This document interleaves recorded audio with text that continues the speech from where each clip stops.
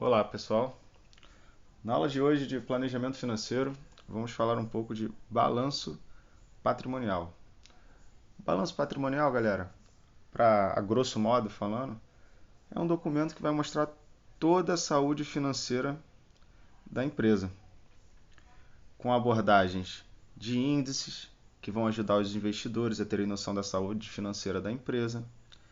Nesse sentido também, é uma boa recomendação analisar o conjunto demonstrativo de resultados, que mais para frente a gente vai estar analisando aqui na continuação do vídeo. Então vamos lá, pessoal. Conceitualmente, o balanço financeiro, ele nada mais é que uma demonstração financeira que vai relatar os ativos, e agora eu vou falar um pouquinho a grosso modo. Os ativos seriam uma entrada financeira, os bens da empresa. Mais para frente a gente vai completar melhor. O passivo, que seriam as dívidas, e o patrimônio líquido, que seria o capital social investido pelos acionistas. Ou seja, a partir dele, a gente consegue determinar tudo o que aconteceu na empresa durante um determinado período.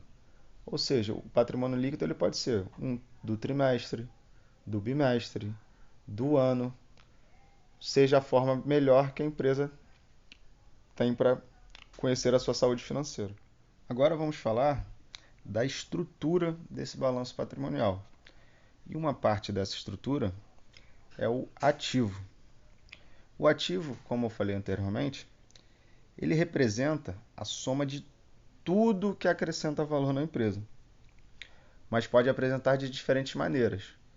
E eu vou dividir ela em dois: os ativos circulantes e os não circulantes. Os ativos circulantes são aqueles bens que a gente consegue converter o dinheiro em curto prazo. E o que seriam os ativos circulantes? Seriam o dinheiro em caixa, mercadorias em estoques, dívidas de clientes, e teria também os ativos não circulantes.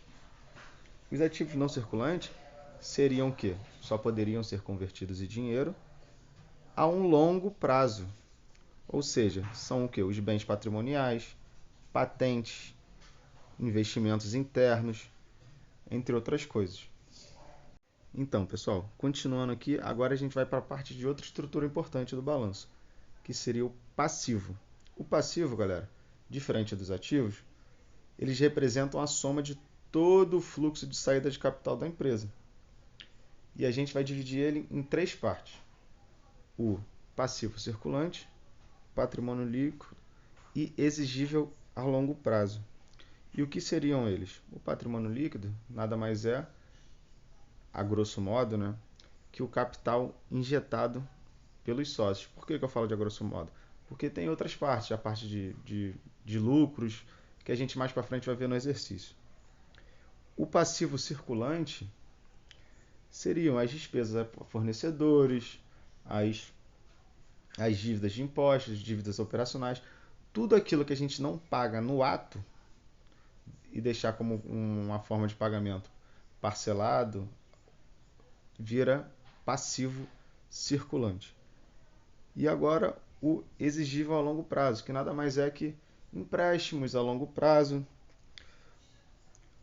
coisas que a saída de caixa excedem um prazo de exercício social, beleza?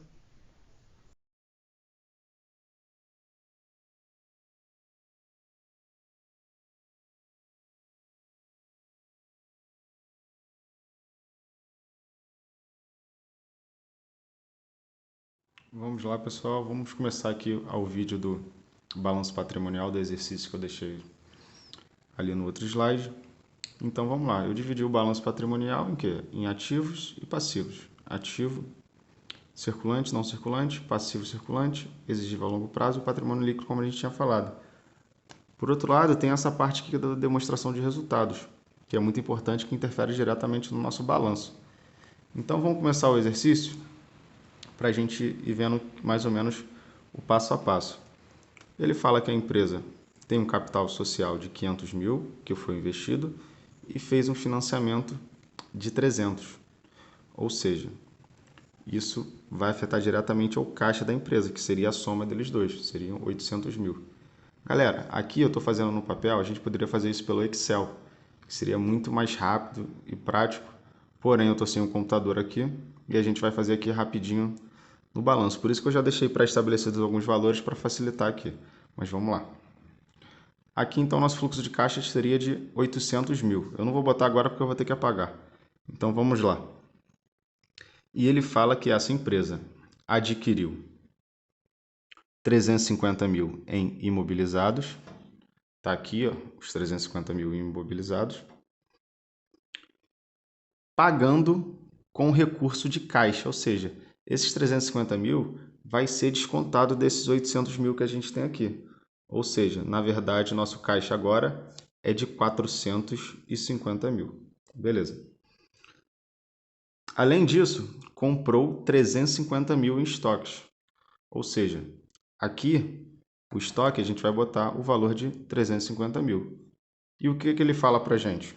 Que desses 350 mil, 150 mil foram pagos na hora, ou seja, mais um desconto que a gente vai ter que fazer em caixa, que de 450 foi para 300 mil agora, e o resto foi ser pago a prazo, ou seja, 200 mil desses 350 mil foram dívidas para os fornecedores, ou seja, aqui, esses 200 mil aqui, beleza? Continuando, ele fala aqui que ao longo do primeiro trimestre, a empresa vendeu 90 mil de seus estoques, que é a parte da demonstração de resultados aqui. Ó. É o custo das vendas, o CMV, custo médio de vendas, que é de 90 mil. Ou seja, esse 90 mil vai afetar diretamente nossos estoques, que vai diminuir, que era de 350, vai diminuir 90 mil, agora ele vai valer quanto? 260 mil. Vou botar aqui 260 mil, que eu acho que a gente não mexe mais nesse valor. Beleza? Isso acarretou o quê? Uma receita de vendas de 210 mil. Coloquei aqui, ó, receita de vendas, 210 mil.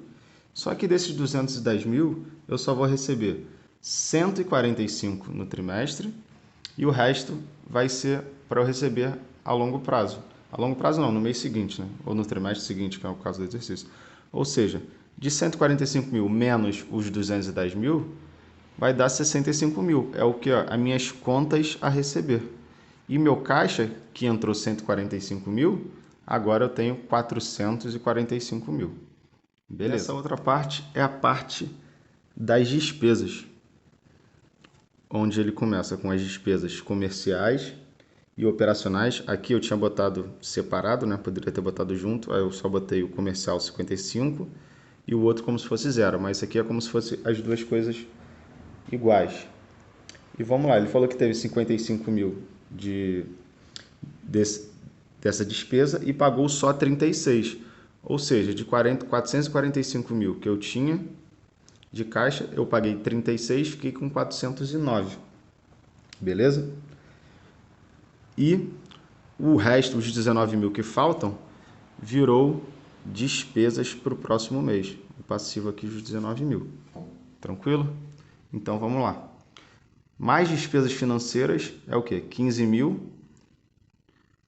E os impostos de renda, 25 mil. Aqui eu vou mostrar a vocês como que eu fiz isso aqui. Vamos lá. Aqui eu coloquei as despesas, as receitas de vendas e o custo das vendas. A gente diminui um do outro para achar o lucro bruto. Despesas operacionais eu não tive. As despesas comerciais e administrativas foram de 55 mil.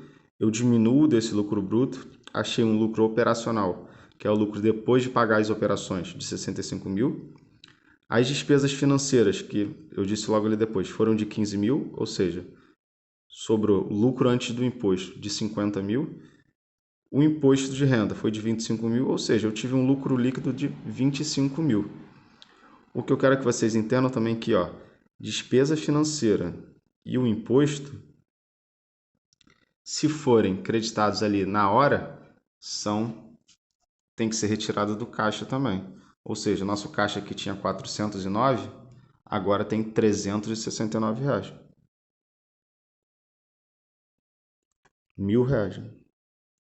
Na continuação aqui, ó, no imposto de renda que eu acabei tirando do caixa, não era para ter feito isso, porque no exercício ele diz que o imposto de renda vai ser pago no próximo trimestre, ou seja, seria um passivo. Esses 25 mil a gente não retira do caixa, deixa aqui na parte de imposto de passivo, ou seja, a partir de agora eu tenho meu caixa, tenho meu estoques contas a receber, os estoques e o ativos não circulantes.